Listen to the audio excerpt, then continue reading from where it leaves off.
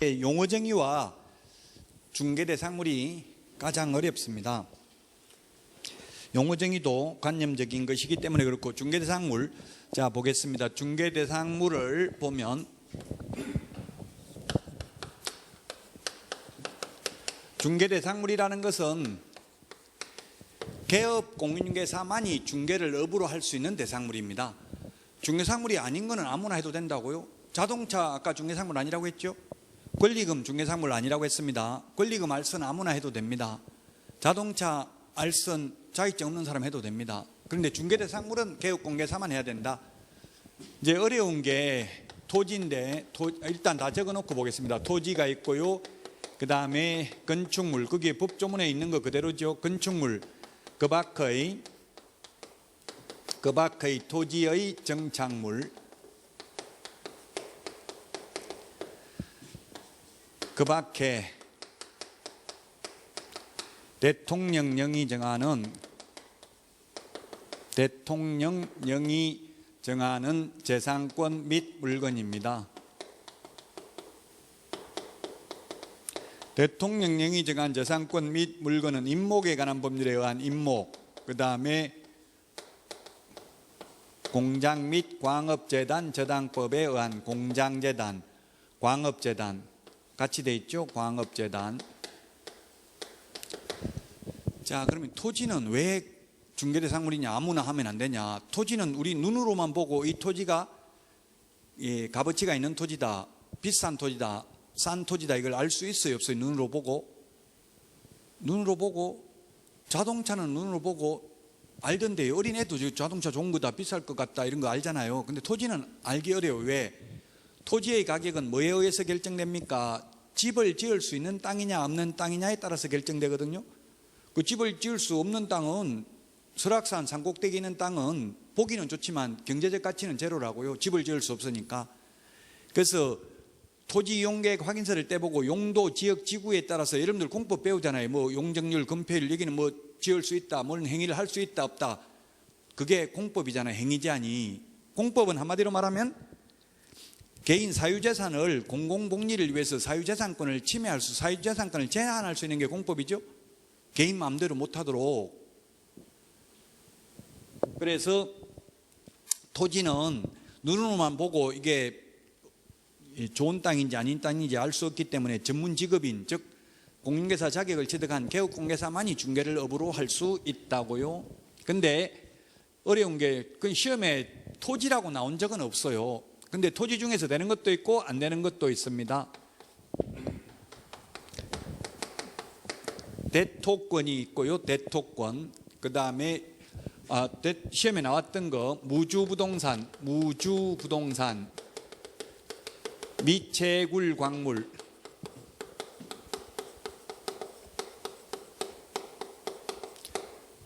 그 다음에 포락지, 이런 게 시험에 출제됐습니다. 토지라 하더라도 중개대상물이 되려면 일단 개인이 사고 팔 수 있어야 돼요. 개인이 사고 팔 수 없는 토지는 중개상물이 될 수 없다고요. 국가 소유 토지나 지방자치단체 소유 토지는 중개상물이 아니라고요. 월드컵 경기장 개인 거 아니잖아요. 중개상물 아니라고요. 바다도 바닷물 다 퍼내면 토지잖아요, 밑에. 그래도 그건 중개상물 아니다. 일일이 다 암기하기는 어렵습니다. 근데 시험에 이때까지 나왔던 게 이런 게 있는데, 대토권이 뭐냐면, 이것도 어려운 말인데, 대토권이라는 것은 한자로는 대신 토지로 받는 권리가 대토권입니다. 대신 토지로 받는 권리. 뭐 대신에? 현금 보상 대신에. 예를 들면 백옷 신도시 만들려면 여기에 뭐 옛날에 논밭이나 이런 거 뭐였어요? 여기에 밭이나 이런 거 있었겠죠?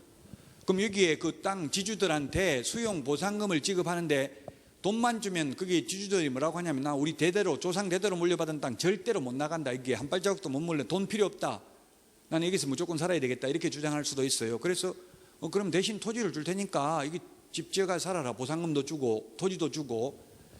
그래서 아마 이 대토권 가지고 중심상가 이게 대토권 가지고 지은 데도 있을 거예요.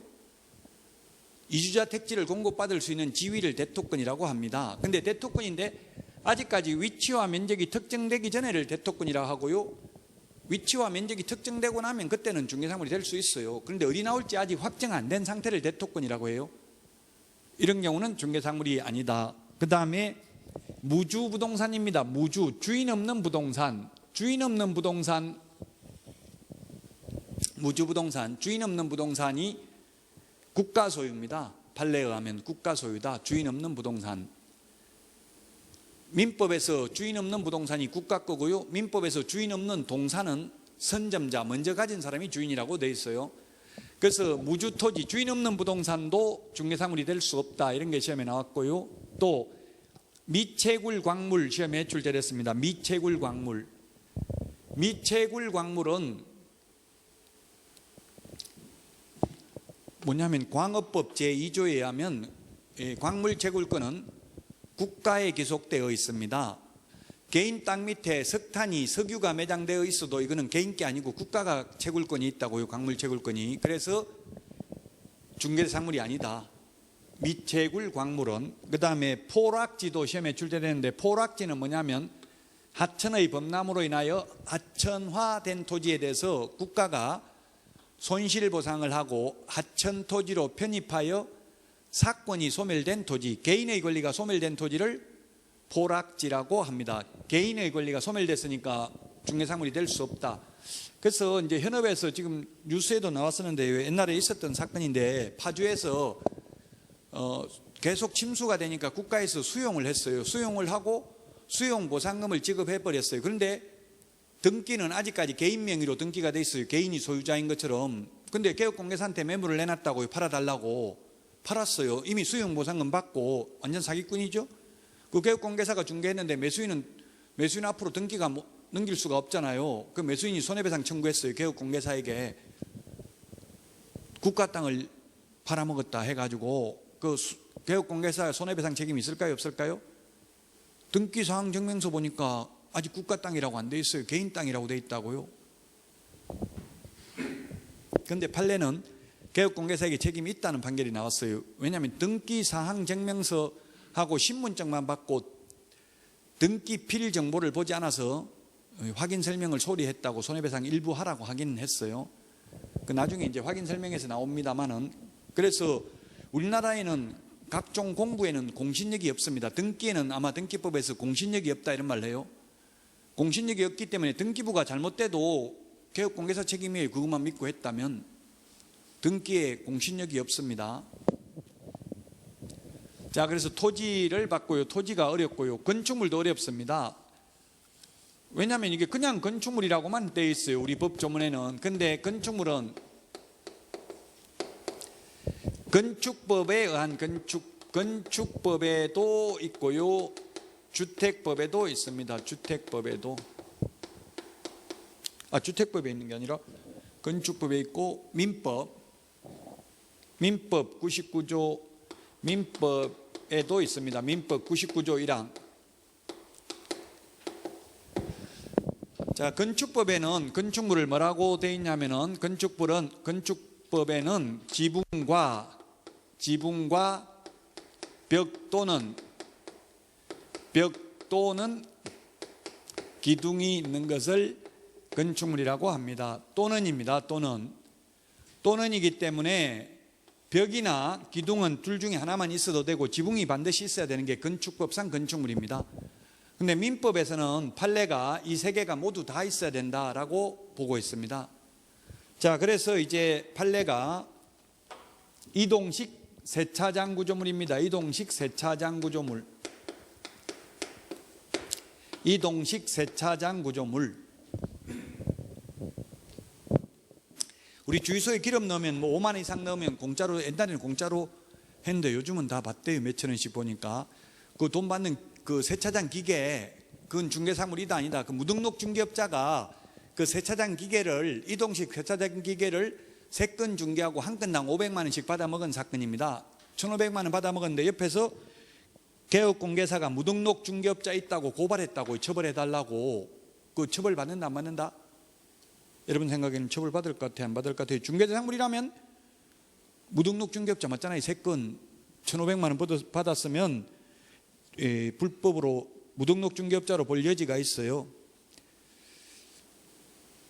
근데 이동식 세차장 구조물은 민법상 건축물이 아니다. 건축법상 건축물이지만 따라서 민법상 건축물만 중개상물이므로 중개상물이 아니기 때문에 아무나 중개하고 돈 받아도 공인중개사법 위반이 아니다라는 게 판례입니다.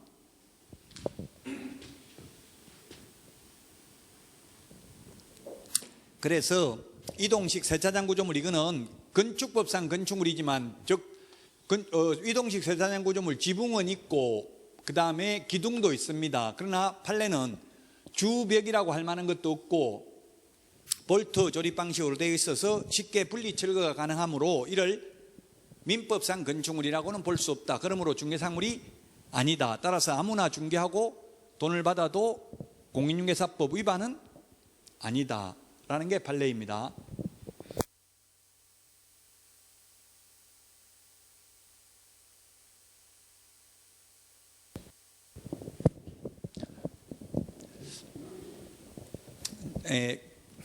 그래서 이동식 세차장 구조물은 건축법상 건축물이지만 민법상 건축물이 아니어서 중개대상물이 아니다.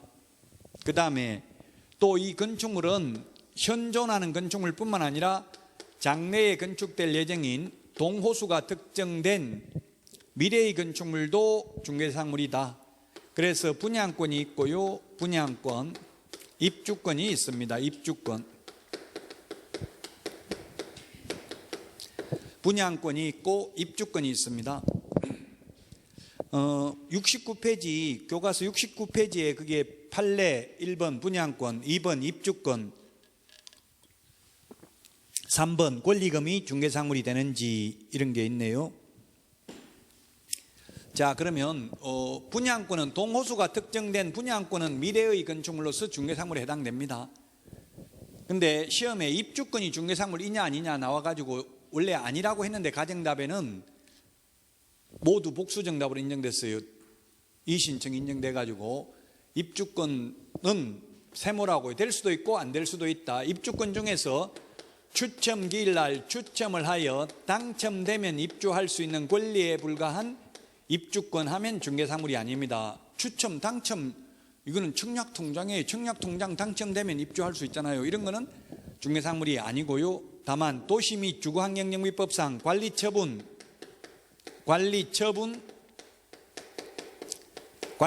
인가받은 입주권은 중개대상물에 해당된다. 도시 및 주거환경영비법에 의해서 관리처분 인가받은 입주권, 재개발 입주권, 재건축 입주권 이런 걸 중개상물이라고요. 그래서 그냥 입주권이라고만 하면 논란의 여지가 있다. 복수정답으로 인정됐다는 이야기입니다. 자, 건축물, 토지 지금 가장 어려운 부분을 이야기하고 있습니다. 공인중개사법에서 가장 어려운 게 토지, 건축물, 그 다음에 그 밖의 토지의 정착물입니다. 그 밖의 토지의 정착물은 뭐가 있느냐 하면은 명인망법을 갖춘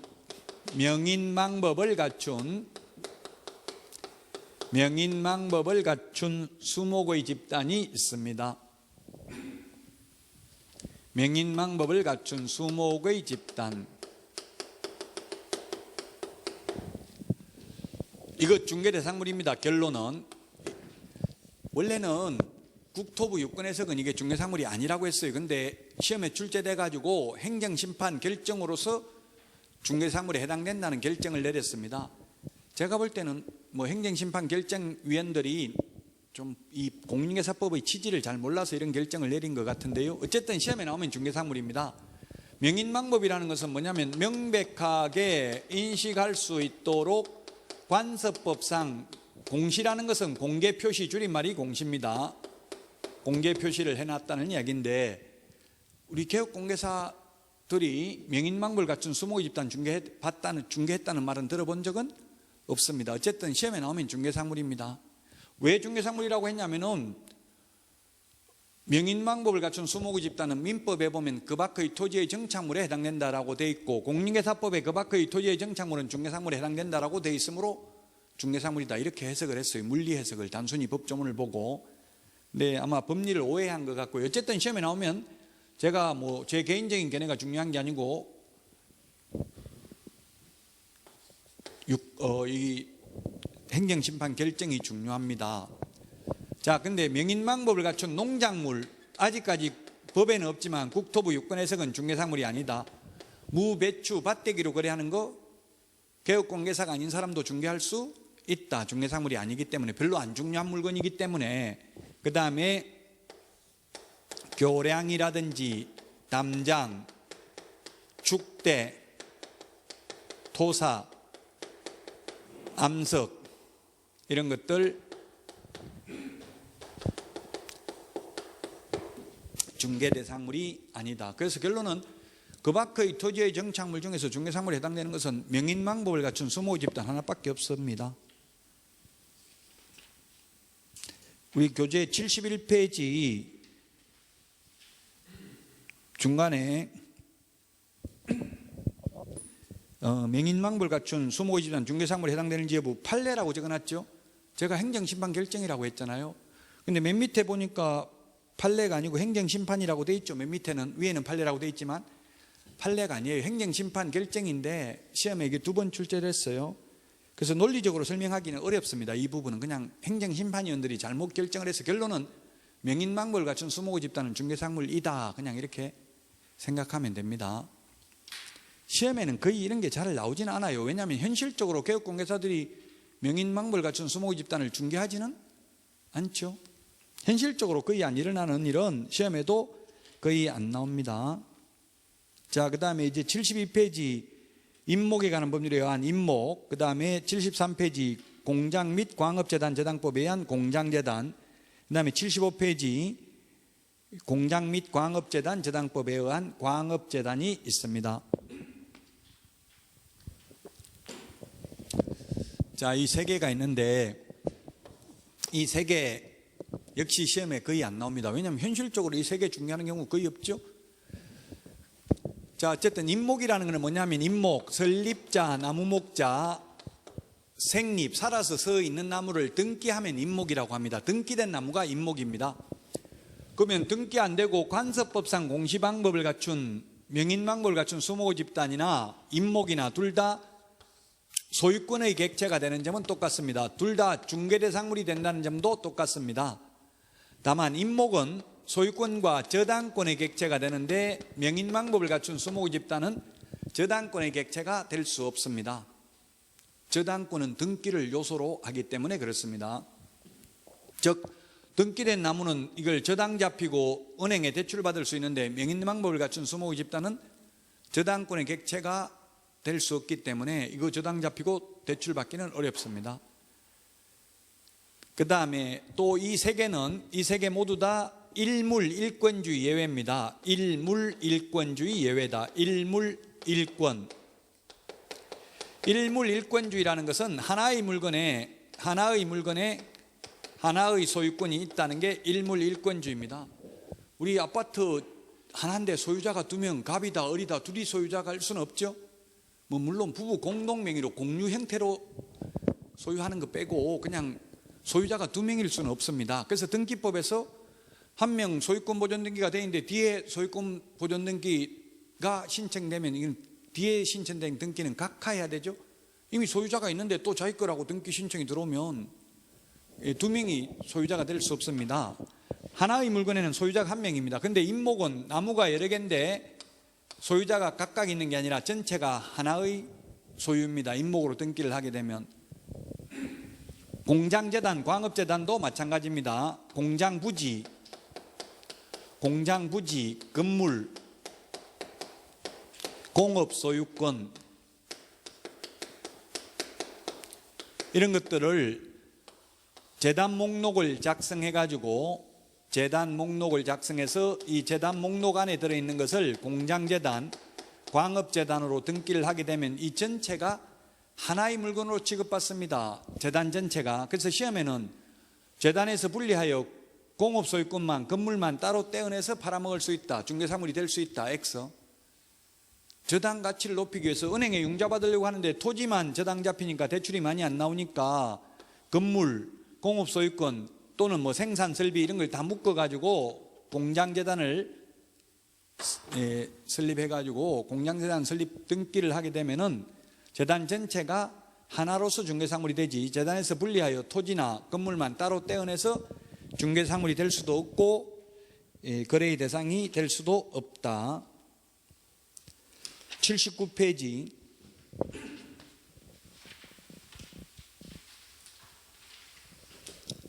중개대상물 해당하는 것, 해당되지 않는 것.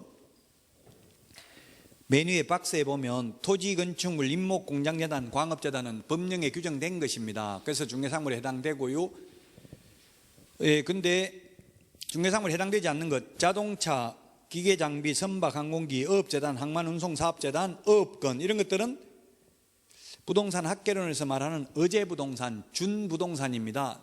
부동산처럼 공시방법을 갖추고는 있습니다. 그러나 이게 중개상물이라는 말이 법령에 없기 때문에 중개상물이 아닙니다. 중개상물이 아니기 때문에 자동차, 선박, 항공기, 건설기계 이런 거는 무자격자들도 공인중개사 아닌 자들도 중개하고 돈 받아도 공인중개사법 위반이 아니라고요. 중개상물이 아닌 것은, 중개대상물은 개업 공인중개사만이 중개를 업으로 할 수 있는 게 중개상물이고, 중개상물이 아닌 것은 공인중개사법 규율 대상이 아닙니다. 자, 그 다음에 사적 재산 5 해놨는데, 토지거래 허가구역 내의 토지, 개발제한구역 내의 토지, 접도구역, 도로예정지, 사유지, 그 다음에 공유수면 매립지 중 사유지, 가압류된 토지, 건물, 법정지상권 설정된 토지, 미등기 건물, 무허가 건물, 공법상 모든 용도지역지구구역, 공법에 용도지역지구구역이 약 350개 정도 됩니다. 여기 없는 것도 뭐 문화재보호구역, 하천구역, 연안구역, 상수원보호구역, 수변구역, 한강수계 상수원 수질 및 주민지원 등에 관한 법률에 의한 수변구역, 전부 모든 용도지역지구구역 행위 제한만 되는 거지 거래 자체가 불가능한 건 아니라고요. 개발제한구역은 개발을 못하는 거지 못 팔아먹는 건 아니죠. 그 모든 용도지역지구구역 안에 있는 땅이라도 개인 땅이라면 중개사물 된다고요. 결론은. 그 다음에 사법상 제한, 압류, 가압류, 가처분 등기되어 있는 경우, 전세권 설정 등기되어 있는 경우 사법상 제한은 있지만 다 중개사물에는 해당됩니다. 저도 가압류되어 있는 거 중개해봤어요. 실제 제가 현업에서. 가압류되어 있는 거 어떻게 중개했냐면 이제 팔 사람이 가압류되어 있다더라고요. 그러면 등기부 떼보니까 가압류되어 있더라고요. 그래서 얼마 줄 거 있냐, 얼마 줄 거 있다. 가압류권자한테 전화해서 얼마 받을 거 있냐, 맞더라고 돈. 그럼 그거 주면 말소해 줄 거냐, 말소해 준다더라고요. 그래서 계약서 적고 특이하게 단 중도금 지급할 때 가압류 말소 서류를 제출하지 못하면 받은 계약금 다 돌려주고 계약 무효로 하기로 한다 이렇게 적고, 중도금 치를 때 그 법무사 오라고 하면 다 오거든요. 중개사무소로. 그 법무사 오게 하고 가압류 말소 서류 받고 돈 주고 이렇게 주로 중도금 할 때 하는 게 좋아요. 잔금 칠 때 하면은 민법에서 이미 중도금을 지급하고 나면 계약 이행을 하고 나면 계약을 깰 수가 없어요. 원칙적으로. 그러니까 중도금 치른 날 가압류 말소 서류 가져오기로 하고 이렇게 계약하면 돼요. 다 중개사물 됩니다. 자, 그 다음에 안 되는 것. 청사라고 되어 있는데 무슨 청사겠어요? 이게 뭐 시청 청사나 이런 거 되겠죠? 관사, 그 군인들, 간사 등 행정재산 안 됩니다. 문화재 등 보존재산이라고 되어 있는데 보존재산을 지우고요. 행정재산으로 고치세요. 보존재산이라는 말은 없습니다. 지금 국유재산법에 이렇게 책이 잘못된 게, 우리 책에도 이게 이런 건 오타가 아니라 이게 저자가 잘못 생각한 거예요. 근데 우리 책에 지금 잘못된 것 좀 있는데, 이거는 무슨 말이에요? 잘못된 게 있는데도 이게 몇십 년 동안 안 고치거든요. 그거는 시험에 나온 적이 없다는 이야기. 결론은 여러분들이 궁금하면 이제 제가 말한 걸 여러분 자꾸 이게 팩트를 체크하고 확인해 보려는 게 지적 호기심이 있어야 돼요. 그럼 이게 법제처, 지금 한번 여러분들이 치보세요. 그 플레이스토어 어플에 법제처 어플 다운받으라고 지금 플레이스토어에 들어가서 지금 바로 플레이스토어에서 법제처 국가법령정보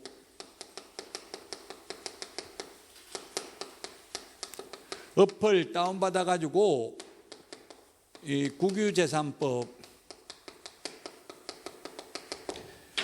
국유재산법에 치가지고 행정재산 치보면 나올 거예요. 근데 아마 보존재산을 치면 안 나올 거예요. 행정재산 이렇게 한번 치보시라고. 지금 시간 걸리니까 금방 안 되죠. 어플 다운받는데 시간 좀 걸리죠. 플레이스토어나 앱스토어에 들어가서 어플 다운받아가지고 그 동그랗게 돼 있는 거 있잖아요. 그 다운받아가지고 오른쪽 메뉴에 보면 현행법령이라고 나와요. 현행법령에서 국유재산법 치면은 거기에서 용어를 행정재산이라고 치면 나올 거예요. 아마 행정재산은. 근데 보존재산은 치면 안 나올 거예요. 보존재산하고 행정재산을 합해서 행정재산으로 바뀌었고요. 그리고 옛날에는 잡종재산이라고 불렀는데 지금은 잡종이라는 말 자체가 어감이 별로 아름답지 못하잖아요. 그래서 잡종재산을 일반재산으로 용어가 바뀌었어요. 그래서 보존재산은 X 하시고요. 그 다음에 미채굴 광물, 그 다음에 도로라는 얘기예요. 공도라는 건 국도, 지방도 이런 걸 공도라고 그래요. 그럼 사도가 있다는 얘기, 사도, 개인도로. 개인도로는 중개상물 된다는 이야기예요. 개인도로도 있잖아요. 예를 들면 이게 A라는 땅이 있고 B라는 땅이 있고 이게 도로가 이게 있으면은 대지는 도로 2m 이상 접해야 되니까 이게 2m 이상 도로가 있어야 이게 건물 지을 수 있거든요. 이 개인도로를 낼 수 있다고. 사도, 개인도로. 개인도로가 있다면 이런 개인도로는 중개상물 되겠죠. 개인 거니까. 하천도 마찬가지에 개인 하천이라고 하면 중개상물 돼요. 팔아먹을 수 있잖아요. 국가 하천, 지방 하천은 팔아먹을 수 없으니까 중개상물 될 수 없고요.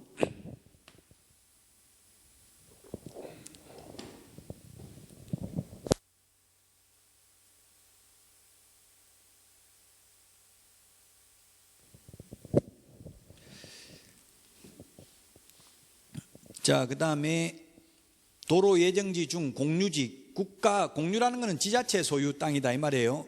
또는 국가 소유 땅. 국가 소유는 국유라고 하죠. 국유.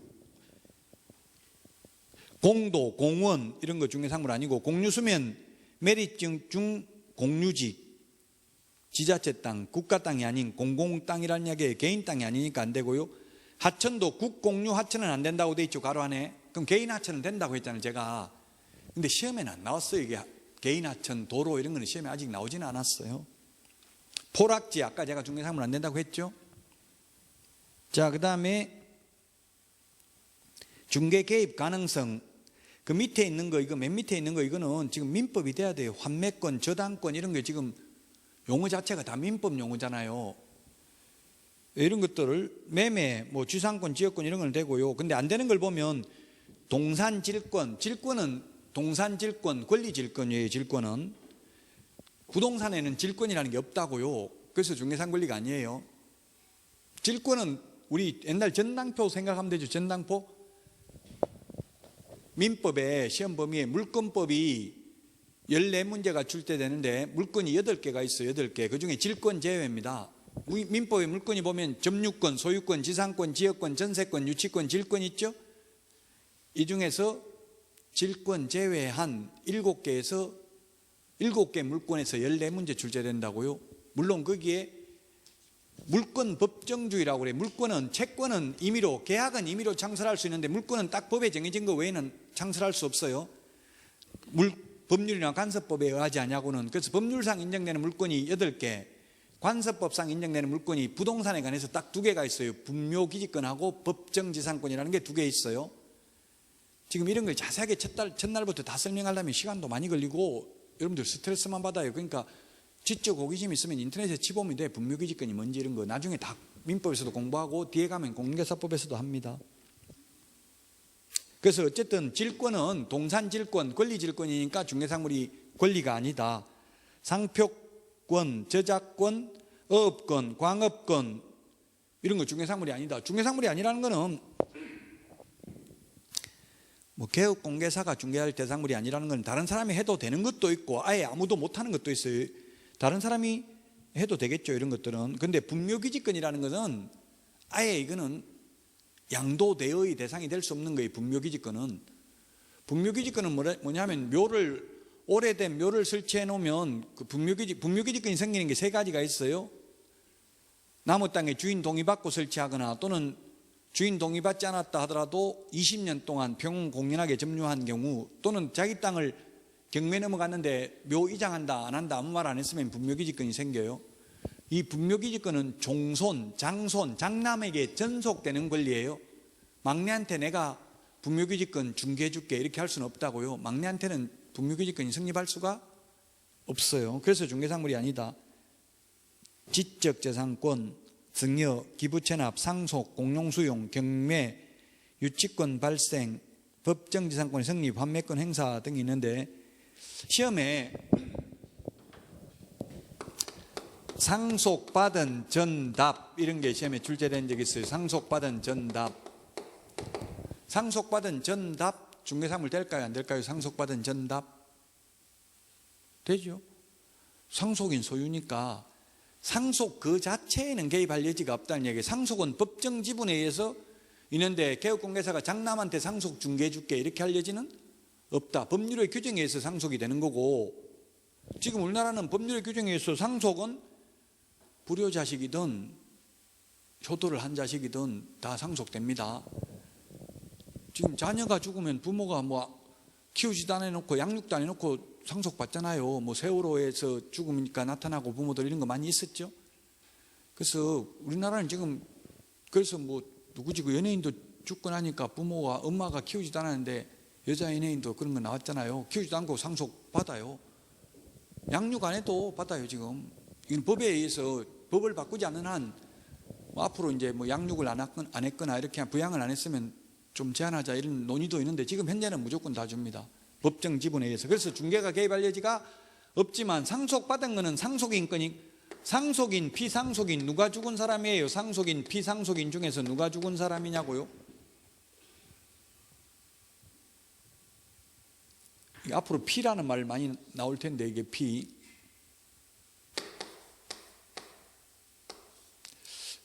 피상속, 가죽 피자, 오도이자, 피부에 옷을 입힌다. 이게 상속 당한 사람 이런 뜻이에요. 고발인, 피고발인 하면 고발한 사람을 고발인, 피고발인은 고발당한 사람. 상속인은 상속받은 사람, 피상속인은 상속당하는 사람, 죽은 사람이에요. 그러니까 피 보면 죽는다 이렇게 그냥 생각하시면 돼요. 피 보고 피 흘리면 죽는다. 피상속인이 죽은 사람이라고요? 상속인이 상속받는 사람이라고. 그러면 상속세는 누가 내겠어요? 이게 그냥 논리적으로 지금 말씀드리는 거예요. 상속세, 세금 누가 내냐고. 상속세, 상속받으면 상속세 내야 되잖아요.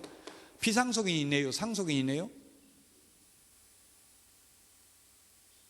피가 낸다고. 피 죽었는데 세금 내려고 살아서 돌아와야 돼요? 상속인이 세금 냅니다. 그럼 뭐 증여세도 마찬가지예요. 이건 자식한테 살아서 주는 걸 증여라고 하고 죽어서 물려주는 걸 상속이라 하죠.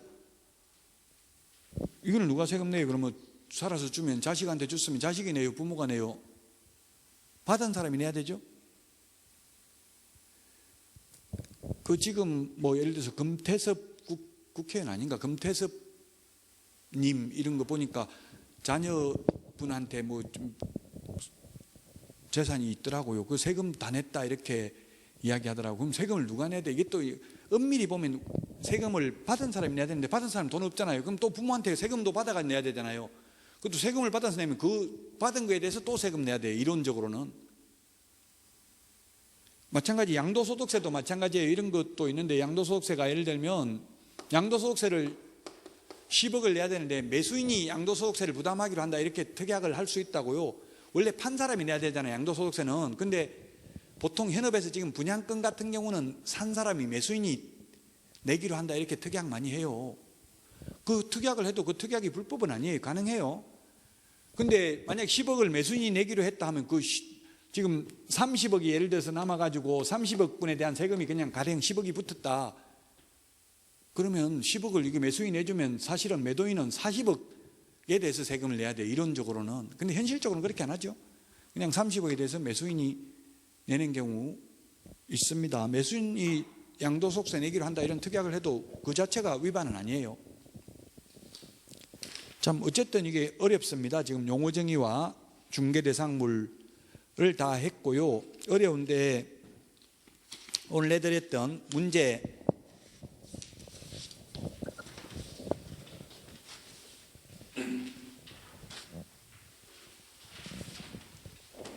문제 풀어보겠습니다. 1번 반복 계속성이나 영업성이 없이 단 한 번 했으면 업으로 본다 안 본다. 업은 지급은 여러 번 해야 된다 했죠. 물론 여러 번이 뭐 몇 번이지 딱 단정적으로 말할 수 없지만 지급이 되려면 거래 규모, 횟수, 받은 보수 등을 고려하여 사회 통념상 판단해야 된다. 오늘 문제 안 받으셨어요? 문제 뒤에 답이 있죠? 예, 답이 있습니다. 1번에 X입니다. 업이 되려면 딱 한 번만 하면 업은 아니라고요. 딱 한 번만 중개하려면 자격증 안 따고 해도 된다고. 제가 그래서 1년에 한 건 정도는 저도 한다고 했잖아요, 중개를. 제가 1년에 한 건 중개하는 이유는 제 카카오톡, 뭐 카카오스토리, 페이스북, 저도 유튜브, 뭐 밴드 전부 다 해요.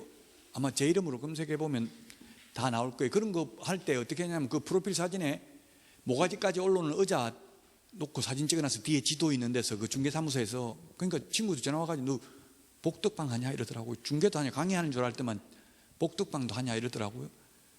지금 국민들의 인식 속에는 개업공개사보다는 복덕방, 부동산 이런 게 인지도가 더 높대요. 공인중개사보다는. 우리는 공인중개사를 알지만 일반 국민들은 공인중개사 모르는 사람도 있어요. 부동산이라고 하면 모르는 사람이 거의 없지만, 부동산이라고 하면, 복덕방이라고 하면, 복덕방 원래 어원은 좋은 말이잖아요. 복을 파는 장소잖아요, 복덕방. 그래서 복비라고 하잖아요. 복비 깎자 이러면 저도 현업에 있을 때 복비 깎으면 복 나가는데 그래도 깎아드릴까요 하니까, 그럼 복 나가면 그러면 그냥 다 줄게 이렇게 하는 사람도 있더라고요. 복비라고 하니까 복을, 왜냐하면 옛날에 우리 조상들은 양택, 좋은 터에다가 집을 짓고 살면 현세가 발복을 하고 복을 받고, 음택이 뭐냐면 묘자리잖아요. 조상 묘자리를 좋은 데 쓰면 후손이 발복을 하는 것으로 믿었어요. 풍수지리, 음양오행설 이런 거에 의하면. 그래서 이제 복비라고 한 거예요. 좋은 집터에 집 짓고 살면 부자 되니까요. 자, 어쨌든 1번, 그래서 X입니다. 한 번 하면 업 아닙니다. 업, 직업 아니라고요. 2번은 목적 틀렸어요. 목적 시험에 잘 안 나오니까 넘어가겠습니다. 목적 여러분 읽어보시고. 3번은 그 밖의 권리가 빠져서 X입니다. 그 밖의 권리. 아까 칠판에 적었었어요. 그 밖의 권리. 그래서 저당권, 은행의 융자 하면서 저당권 설정 알선하는 것도 중개라고 했죠. 그 밖의 권리가 빠져서 X라고요. 기출문제예요. 기출문제. 짜증나죠, 문제. 어쨌든 여러분들이 신압으로 하다 보면, 신압으로가 모르는 사이에 조금씩이에요. 나중에 시험 보는 날 가슴 벅찬 희열을 느끼는 거고, 그 중간에는 엄청난 고통을 받아야 돼요. 스트레스 받으면서 들려봐야 된다고, 계속해서. 그래서 서울대학교 소비자과 김난도 교수가 더딘 것을 염려 말고 멈출 것을 염려하라고 했습니다. 여러분들이 모르는 문제 있어도 스트레스 받지 말고 그냥 이렇게 나올 수도 있구나 하고 받아들여야 돼요. 자, 그 다음에 개업 공인중개사는 현재 중개업을 영위하고 있는 자를 말하는 게 아니라 맨 마지막에 그냥 등록한 자라고 했어. 등록한 자. 등록한 자가 법인인 개업공개사, 공인중개사인 개업공개사, 부칙개공 세 가지가 있다고 했죠. 등록을 한 자를 개업공개사라고 합니다. 그래서 틀렸고요. 그 다음에 소속공인중개사는 5번에는 공인중개사가 아닌 자로서 이 말이 빠져서 틀렸습니다. 공인중개사가 아닌 자로서 이 말이 빠져서 틀렸고요. 그 다음에 6번 중개보조원이라 하면 무슨 말이 빠져서 틀렸어요? 또 공인중개사가 아닌, 지금 제가 5번을 설명을 잘못했는데, 5번은 맨 뒤에 중개 업무만을 보조하는 자를 말한다 이 말이 틀렸죠? 소속공인중개사는 중개 업무도 할 수 있고 보조도 할 수 있고 둘 다 할 수 있는데 중개 업무만 보조할 수 있는 자를 말한다 해서 틀렸고, 업무만을 보조하는 자를 말한다, 중개 업무도 할 수 있기 때문에 틀렸고, 6번은 공인중개사가 아닌 자로서 이 말이 빠져서 틀렸습니다. 중개보조원은 자격증이 없는데 그 말이 빠져서 틀렸고, 7번은 맞습니다. 7번 좀 어려운 말인데, 보통 지금 아파트 같은 경우는 공동중개도 요즘 많이 하죠. 개업공개사 2명 개입되어 있는 경우 많이 있죠. 공동중개하면 한쪽으로부터만 의뢰받잖아요. A라는 개업공개사는 매도 의뢰만 받고 B라는 개업공개사는 매수 의뢰만 받아가지고 둘이 개업공개사 2명 붙어가지고 소개하는 경우도 있죠. 그것도 중개라고요. 그 중개기 때문에 공인중개사법 적용된다는 이야기입니다. 7번은 맞습니다. 그 다음에 8번 저당권이 금전소비대차, 금전소비대차 이게 은행에 돈 빌리는 거예요. 은행이 돈 빌리고 저당권 설정을 알선하는 것도 중개이다. 9번은 간판 걸고 하면 한 번만 해도 중개업이라고 했죠. 간판 달고 하면 한 번만 해도 업이라고 했으니까 위반이다. 처벌되지 않는 게 아니라 처벌됩니다. 그 다음에 10번은 맞습니다. 무허가 미등기 건물도 그 다음에 아파트 101호, 102호 다 중개사물 됩니다. 구분 건물이기 때문에 집합건물 소유 및 관리에 관한 법률에 의해서 구분 건물은 각각 소유권이 인정되잖아요. 아마 이 우리 건물 이것도 층별로 소유자가 다 다를 수 있을 거예요. 호별로. 근데 다가구주택, 단독주택, 다가구주택 방은 여러 개지만 4층까지 있는데 또는 3층까지 있는데 다가구주택은 단독주택이니까 2층 소유자, 3층 소유자가 다를 수가 없죠. 예, 구분 건물은 각 호마다, 각 호실마다 중개사물 될 수 있습니다. 미등기 무허가 건물도 중개사물 될 수 있습니다. 그 다음에 분양권도 미래의 건축물로서 중개사물에 해당됩니다. 입주권은 될 수도 있고 안 될 수도 있다고 했죠. 그 다음에 11번입니다. 11번. 개발제한구역 중개사물 아니다. X. 모든 용도, 지역, 지구구역 다 중개사물 된다고 했죠. 개발제한구역도 가압류된 경우도. 그 다음에 12번부터는 이제 쉬었다 하겠습니다. 공인중개사 제도입니다. 쉬었다가 공인중개사 제도. 자, 어디까지 했냐면은 이제 공인중개사 제도부터 83페이지부터 쉬었다가 하도록 하겠습니다.